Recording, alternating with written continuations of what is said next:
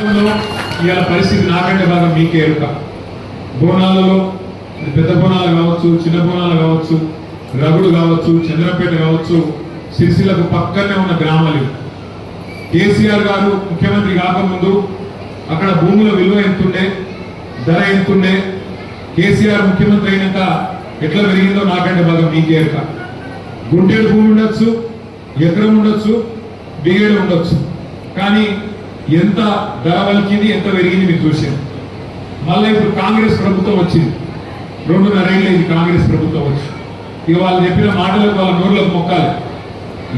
ఏది కనబడుతుంది ఇస్తామని చెప్పారు. ఎన్నికలకు ముందు 420 హామీలు ఇచ్చింది, 1 కాదు 2 కాదు. లగ్గం చేసుకుంటే కేసీఆర్ ₹1,00,000 ఇస్తే నేను మీకెళ్ళి తులం బంగారం ఇస్తాను, తులం బంగారం. అట్లాగే మరి కేసీఆర్ గారు రైతులకు 10,000 ఇస్తే నేను 15,000 ఇస్తాను. కేసీఆర్ గారు పెద్ద మనుషులకు ₹2,000 ఇస్తే నేను 4,000 ఇస్తాను. అత్తలకు 4,000, కోడళ్లకు ఎంత అన్నాడు? ఇప్పుడు అత్త కోడల పంచాయతీ 30. నేను మొన్న సూర్యాపేటకు పోయినా, మావాడు కార్యకర్త తమ్ముడు లగ్గం చేసుకుంటే నేను పోలే. లగ్గం అయిపోయినాక మళ్ళీ ఊరికి పోయినప్పుడు ఆ ఇంటికి పోయి పలకరిద్దామని పోయినా. పోతే మా అమ్మ సార్ అని చెప్పి తీసుకొచ్చి ఆ తమ్ముడు కల్పించాడు. కొడుక అవి ఏమయ్యా, కొత్త కోడలు వచ్చింది, ఆ 25 మంది తెస్తుందేమో అనుకున్నా, ఏం నెల ఉత్తగానే వచ్చిందని ఆమె అనగా నా కోడల పిల్ల కూడా బాగా గడుస్తున్నది. ఆమె మన దగ్గర నీకు మాత్రం 4,000 వచ్చినాయి అత్త, నీకు 4,000 తెస్తావని నేను కూడా అనుకున్నా అని చెప్పి ఆమె కూడా ఎందుకు అత్త కోడల పంచాయతీ కూడా 30, 4,000, 2,500 ఆయన నోటికి మొక్కాలి. ఎటు పడితే అటు మాట్లాడండి, ఏది పడితే అది ఇస్తాను. మరి ఇలా ఏమైంది అయ్యా, ఏం సంగతి ఇవ్వకపోతుంది అంటే 100 రోజుల్లోనే 6 గ్యారంటీలు అంటివి కదా, మీకెళ్ళి శాంతడంత లిస్టు చెప్తావు కదా, 420 హామీలు ఇస్తేవి కదా. మరి ఏమైనా అంటే ఇప్పుడు కొత్త డైలాగ్ నేర్చింది. ఎంత కండలు తిరిగిన మొగోడైనా 3 నెలలనే పిల్లలు పుడతారా అంటాడు. ఇక మనకు తెలియదు 3 నెలల పిల్లలు పుట్టారండి.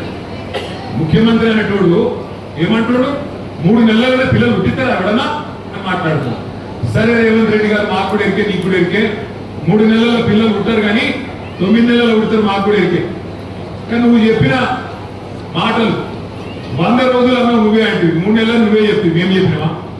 3 నెలలనే ఇస్తా అని చెప్తుంది, ఇవ్వకపోతుంది. సరే 3 నెలల పిల్లలు ఉంటారు నాకు ఎరికే, మరి 30 నెలలు ఉండకపోతే ఏమి ఇవ్వాలి? నేను 30 నెలలు అయిపోయాయి కదా, మరి 30 నెలల ఇప్పటి వరకు ఒక్క స్కీమ్ అమలు చేయకపోతే ఏమని ఇవ్వాలి నిన్ను? ఏమని తిట్టాలి నిన్ను? ఏం చెప్తేవి నువ్వు? ఆ రోజు గ్యారంటీ కార్డు ఇస్తే, గ్యారంటీ కార్డు ఇచ్చుకో, ఇది నా గ్యారంటీ, నువ్వు రాసుకొని సంతకం పెడుతున్నా, నువ్వు బాండ్ పేపర్ మీద రాసిస్తున్నా అని చెప్పి ఒక్కొక్కడు జేమ్స్ బాండ్ లెక్క బాండ్ పేపర్ రాసిచ్చింది. ఇలా ఏడబెట్టుకోవాలి కార్డులు, మరి ఏం చేసుకోవాలి కార్డులు? రైతులకు ఈ రోజు వరకు, ఇలా 4 మే, ఈ రోజు వరకు రైతు బందే పడలేదు. 15,000 చెప్పిండు, 15,000 కాదు కదా, ఇలా ఎకరం కూడా రైతు బంధు పడలే ఇంకా పూర్తిగా. రుణమాఫీ అన్నాడు, 2 లక్షల రుణమాఫీ చేస్తా అన్నాడు, ఉరుక్కుంటా ఉండి తెచ్చుకోండి నేను కడతా అన్నాడు, రాగానే సంతకం పెడతా అన్నాడు. ఎన్నెన్ని మాటలు చెప్పి ఆగం చేసి మొత్తానికి కుర్చీలో కూర్చున్నాడు. ఈ కుర్చీలో కూర్చున్నాక వెనకటికి ఎవడో ముఖం బాగా లేకపోతే అద్దం బల కొట్టినాడు, ముఖం చక్కగా లేక అద్దం బల కొట్టినాడు. ఆయన ఒక గంట తయారైన నేను కూడా ఏమైనా ఆయన రేవంత్ రెడ్డి అంటే గట్టిగా అడిగినాం అనుకో, రైతు బంధు ఎందుకు ఎత్తలేవరో భయంటే నీ లాగుల తొండలు ఇచ్చి పెడతా అంట. ఏమైనా మాకు 2,500 మహిళలకు ఇస్తా అంటే ఏం సంగతి అంటే నీ గుడ్లు నీకు గోటీలు ఆడుతా అంట. ఏమైనా ఫ్రీ స్కూటీ అంటే ఏం సంగతి అంటే నీ పేగులు తీసి మెడలు వేసుకుంటా అంటాడు. గట్టిగా తిట్టినాం అనుకో, ఏం చేస్తారు మీరు? నన్ను కోసుక తింటారా? నన్ను కోసుక తింటే తప్ప నాకు ఏం లేదు, ఏం చేసుకుంటారో చేసుకోపోయినట్టు. కోసుక తినేదానికి ఏమిటి ఆయన? మామిడికాయనా, సేఫా, పుచ్చిపోయిన పుచ్చకాయ గాయనంటే కోసుక తిను, కోసుక తిను మాట్లాడుతుంది. ఎంత తెలివి తక్కువ ముఖ్యమంత్రి మనకు ఉన్నాడు ఇవ్వాలంటే. ఎవరైనా సొంత రాష్ట్రాన్ని తింటారా? సొంత కుటుంబాన్ని తిట్టుకుంటామా? ఇంట్లో పంచాయతీలు ఉంటే కూడా బయటికి పోయి అందరం ఒకటిగా పక్కింటి పంచాయతీ పెడితే ఒకటై మాట్లాడుతుంది. అసలు నేను ముఖ్యమంత్రి ఎటువంటి మాటలు మాట్లాడుతుండ్రు? ఢిల్లీకి పోతే నన్ను దొంగలే చూస్తున్నారు, చెప్పులు ఎక్కకపోతాడేమో అని చెప్పి నాకు అపాయింట్మెంట్ ఇస్తలేరు, నన్ను కలవనిస్తలేరు అని మాట్లాడుతున్నారు ముఖ్యమంత్రి. తెలంగాణ రాష్ట్రం అట క్యాన్సర్ పేషెంట్లు ఎక్కున్నదట, ఎయిడ్స్ పేషెంట్లు ఎక్కున్నదట. మరి ఇటువంటి మాటలు మాట్లాడే ముఖ్యమంత్రి మనకు అవసరమా? ఇసోటోడు మనకేమైనా చేస్తాడా మీరు ఆలోచించాలి. అందుకే ఇలా తమ్ముడు నాగరాజు ఒక మంచి మాట చెప్పాడు. పెద్దలు కేసీఆర్ గారు ఉన్నప్పుడు మన సిరిసిల్లకి ఏం చేసిండో ఒక్కసారి యాద చేసుకోండి. సిరిసిల్ల ఒకనాడు ఒక తాలూకా కేంద్రం, ఇలా జిల్లా కేంద్రం అయింది. మీ కళ్ళ పక్కనే మీకు వెనుకనే బ్రహ్మాండమైన కలెక్టరేట్ కట్టి ఇలా కలెక్టర్ కరీంనగర్కి వెళ్ళి మీ కళ్ళ ముంగట మీ బోనాల మీ రగుడు మీ చంద్రంపేటకి వెళ్ళి కిలోమీటర్ ఇంతలా కలెక్టర్ గారిని తీసుకొచ్చి ఇక్కడ కూర్చోబెట్టి జిల్లా కేంద్రం చేసిండు మన నాయకుడు కేసీఆర్ గారు. సిరిసిల్లకు సముద్రాన్ని తీసుకొచ్చిండు కేసీఆర్ గారు. తంగలపల్లి వాగు నాకంటే బాగా మీకే మానేరు వాగు. ఎండాకాలం వచ్చినట్టు సుక్క నీరు కనబడకపోతుంది. కేసీఆర్ గారు వచ్చినాక కాళేశ్వరం ప్రాజెక్టు కడితే బ్రహ్మాండంగా 24 గంటలు నీళ్లు ఉండే విధంగా ఆడిపోతే బ్రిడ్జ్ కాడిపోతే ఆ గుట్ట మీదకి పోతే అది కింద ఉన్న సముద్రమా వాగా అన్నట్టు మిడుమానే రిజర్వాయర్ అవతల పక్కకు మల్కపేట రిజర్వాయర్ కట్టి మొత్తం భూగర్భ జలాలు పెంచి ఈ ప్రాంతం మొత్తం సస్యశ్యామలమయ్యే విధంగా పుట్లకు పుట్లు వడ్డు వండేటట్టు బ్రహ్మాండంగా రైతులు సంతోషంగా ఉండేటట్టు మంచినీళ్ళకు కూడా గోస లేకుండా చేసిండు కేసీఆర్ గారు. 200 పెన్షన్ను 2000 రూపాయలు చేసిండు. ఆడపిల్ల పెళ్లి చేసుకుంటే కళ్యాణ లక్ష్మి ఇచ్చిండు.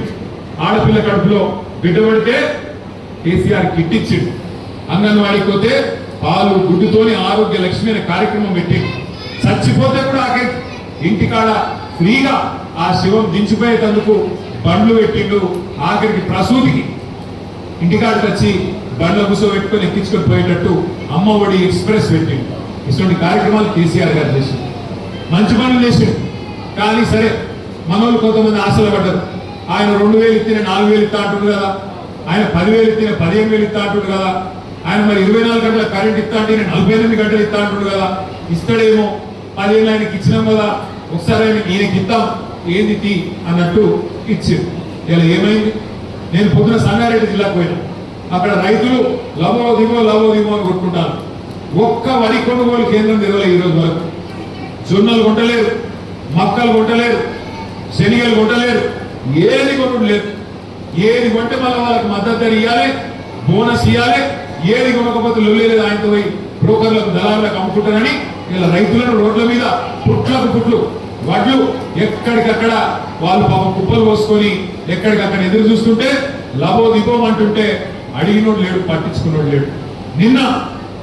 నిన్న రంగారెడ్డి జిల్లాలో ఒక రైతు ఆ ఐకేపీ సెంటర్లోనే చూసి గౌరయ్య అనే రైతు ఆఖరికి వడదెబ్బకు అక్కడిని చచ్చిపోయింది. దోర్నకల్లో వరంగల్ జిల్లాలో అక్కడ మరొక రైతు, ఆయన పేరు ఎంకన్న. వర్షం పడుతుంది అంటే ఆగమాగమే ఆయన సెంటర్లు అటు ఇటుకి ఆ కప్పెతందుకు టార్పాలింగ్ కోసం దేవులాడుకుంటే అటు ఇటు ఉరుకుతుంటే పిడుగు పడి అక్కడికక్కడే చచ్చిపోయింది. ఇలా ఒకరిద్దరు కాదు, కాంగ్రెస్ గవర్నమెంట్ వచ్చినాక 1000 మంది రైతులు ఇప్పటి వరకు చచ్చిపోయిన వాళ్ళు. కనీసం రైతు బంధు దిక్కులేదు, సస్తే రైతు బీమా లేదు, పంటలు కొనేటోడు లేదు, మద్దతు ధర ఇచ్చేటోడు లేడు, టైంకు ఆఖరికి యూరియా కూడా దొరకలేదు. ఇలా యూరియా కోసం కూడా యుద్ధాలు చేసే పరిస్థితి వచ్చింది మళ్ళా తెలంగాణలో. ఎండాకాలం అయితే కరెంట్ కూడా సహకరించే ముఖం లేదు. ఎందుకు చెప్తున్నా ఈ మాట అంటే, ఒక్క తప్పు ఓటు వేస్తే, ఒక్కసారి తప్పు చేస్తే 5 ఏళ్ళు గోసపడాలి. కేసీఆర్ గారు చెప్పాడు మనకు, మోసపోతే గోసపడతారు, ఆగం కాకుండా రైతు సోదరులారా, రైతు బిడ్డలారా ఆగం కాకుండా. కాంగ్రెస్ కొత్తది కాదు, బీజేపీ కొత్తది కాదు, 50 ఏళ్ళకెళ్ళి చూస్తున్నాం వీళ్ళను. మనల కష్టం, మన తెలంగాణ కష్టం వాళ్ళకి తెలియదు. ఎన్నటికైనా నాకుండే దుఃఖం వాళ్ళకు ఉండదు అని కేసీఆర్ గారు చిలుకలు చెప్పినట్టు చెప్పిండు. కానీ మన వాళ్ళు కొంతమంది ఇల్లే, మీరు సిరిసిల్లలో నా కోట్లేసిరు, నన్ను గెలిపించారు, కానీ పక్కన ఏంలాడలా, మానకొండూరులా, హుస్నాబాద్లా, ఇతరు కామారెడ్డిలా కాంగ్రెస్ వాళ్ళని గెలిపించారు. ఇలా గెలిపించిన పాపానికి కాంగ్రెస్ వాళ్ళు 2.5 ఏళ్ళకెళ్ళి ఇలా రాసి రంపాన పెడుతున్నారు రైతులను. మన పిల్లలను 2 లక్షల ఉద్యోగాలు ఇస్తామని చెప్పిరమ్మా. 2 లక్షల ఉద్యోగాలు ఇస్తాం పిల్లలకు, మొదటి సంవత్సరంలోనే ఇస్తాం అని చెప్పి రాహుల్ గాంధీ వచ్చి చెప్పిండు. 2.5 ఏళ్ళ 12,000 ఉద్యోగాలు కూడా ఇవ్వలేదు. ఏమైంది అయ్యా అంటే, మాకు తెలియదు గట్లే ఉంటుంది, కాంగ్రెస్ మోసం ఇట్లే ఉంటుంది అని తప్పించుకొని ఎవరు సందులో పడి వాళ్ళు తిరుగుతూ ఉన్నారు. ఎంత దారుణమైన పరిస్థితి అంటే, నిన్న కరీంనగర్ ఇప్పుడు ఆడికెళ్ళి వస్తున్నాను. నిన్న కరీంనగర్ లో ఒక బంగారు దుకాణం మీద 5 తుపాకులు పట్టుకొని పోయి పొద్దున 11 గంటలకు, నిన్న పొద్దున 11 కొట్టంగా కరీంనగర్ లో బంగారు దుకాణం మీద పడి ఆడ కాల్పులు జరిపి 4 షూట్ చేసి బంగారం ఎత్తుకొని పొద్దున కూడా వారిపోయింది. ఎంత దౌర్భాగ్యమైన పరిస్థితి ఇలా రాష్ట్రంలో ఉన్నది. దయచేసి మీరు ఆలోచన చేయండి. పోలీసులు పని చేస్తలేరు, వ్యవసాయ అధికారులు వాళ్ళ పని చేస్తలేరు, అందరూ ఒకటే పని పెట్టుకున్నారు, దోచుకో దాచుకో. రేవంత్ రెడ్డి హైదరాబాద్ లో దోచుకుంటుండు, మాకు దోచినంత మేము దోచుకుంటామని ఎక్కడో అక్కడ మంత్రులు ఎమ్మెల్యేలు దండుపాలు ముఠా లెక్క దోచుకునే పనులనే పడ్డారు. మనం భయపడే అవసరం లేదు. మీకు సిరిసిల్ల వరకు నేనున్నా, తప్పకుండా నేను చేయగలిగేది మా తమ్ముడు నాగరాజ్ చెప్పినట్టు మా తమ్ముళ్ళు అక్కడ బోనాల్లో ఉండే శ్రవణ్ గాని, ఎల్లం గాని, రాములు గాని, ఇంకా ప్రశాంత్ గాని, మిగతా సోదరులు గాని అందరం కలిసి కట్టుగా ముందుకు నడుద్దాం. తప్పకుండా మనం ఇక్కడ మన ప్రాంతంలో మనం ఏ ఇబ్బంది పడకుండా చూసుకుందాం. కానీ తప్పకుండా మన మీద బాధ్యత ఉన్నది.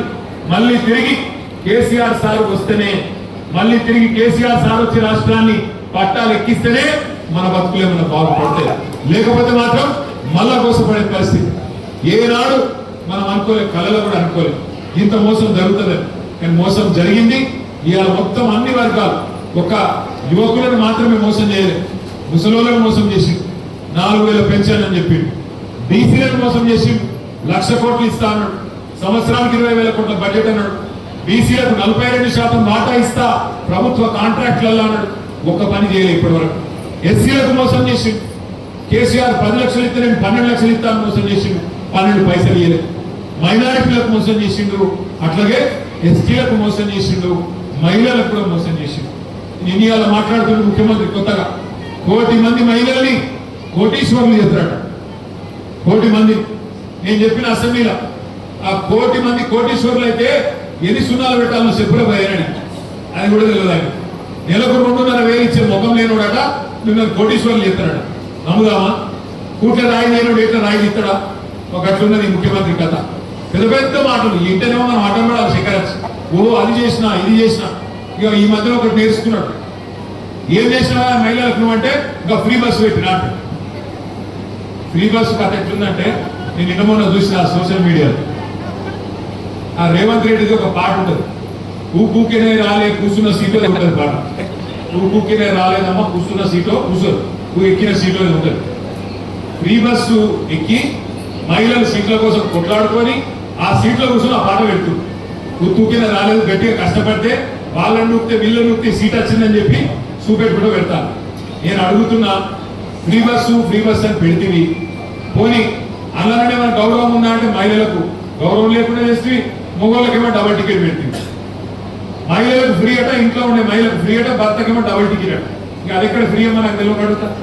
అందుకే ఈ రేవంత్ రెడ్డి ప్రభుత్వం, కాంగ్రెస్ ప్రభుత్వం ఇవాళ చేస్తున్న అరాచకాల ముగింపు పలకాలనే తమ్ముడు నాగరాజు దానికి అవకాశం ఉన్నా, అధికార పార్టీ వాళ్ళు పిలిచినా కాదు, నేను కేసీఆర్ గారి వెంబడే ఉంటా, రామన్ వెంబడే ఉంటా అని వచ్చినందుకు గట్టిగా చెప్పడానికి తమ్ముడు నాగరాజు గారికి అభినందన చెప్పాలని. సరే, గతంలో నాగరాజు వేరే పార్టీలో ఉండే, బీజేపీలో ఉండే, అప్పుడు కొంత కొట్లాటలు జరిగినాయి ఊళ్ళే. అక్కడ ఇట్లాంటి అక్కడ అట్లాంటి ఉంటాయి, ఊరన్న కాడ ఇల్లన్న కాడ పంచాయతీ ఉంటాయి. తమ్ముని కూడా కొడుతున్నా, ఇవాళ మీరు కౌన్సిలర్ ఉన్నారు, మీరే బాధ్యత తీసుకోవాలి.